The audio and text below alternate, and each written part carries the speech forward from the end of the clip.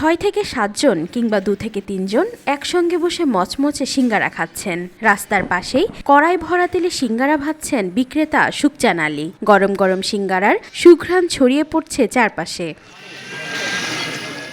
ঝিনাইদহের শৈলকুপা উপজেলার ত্রিবেণী বাজারে পাওয়া যায় এই বিখ্যাত সিঙ্গারা। দাম মাত্র 1 টাকা, তবুও স্বাদে অতুলনীয়।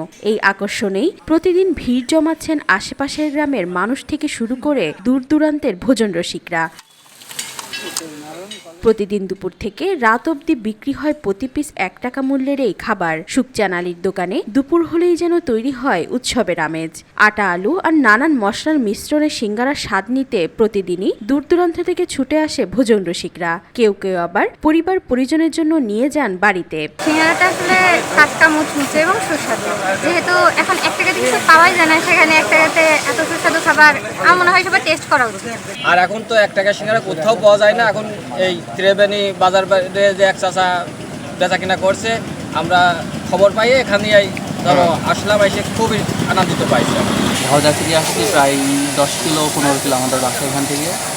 সিঙ্গারাটা খেয়ে অনেক মজা পাইলাম। বাড়ি এনতেন 7 কিলো দূরে হবে। আমরা সবাই মিলে এক জায়গায় কাজ করি। তা সকালে আনন্দ করলাম, চলো সিঙ্গারা খাইতে। কত দূরে? ত্রিবেণী বাজারে। তাই আমরা 7 জনা মিলে সবাই মিলে চলে আসি সিঙ্গারা খাইতে। গত 5 বছর যাবৎ ত্রিবেণী বাজারে এই সিঙ্গারা বিক্রি করছেন এই গ্রামের সুকচান আলী। দাম কম হলেও বিক্রি বেশি হওয়ায় পুষিয়ে যায় তার। ব্যবসা করছি আজ 5-6 বছর ধরে।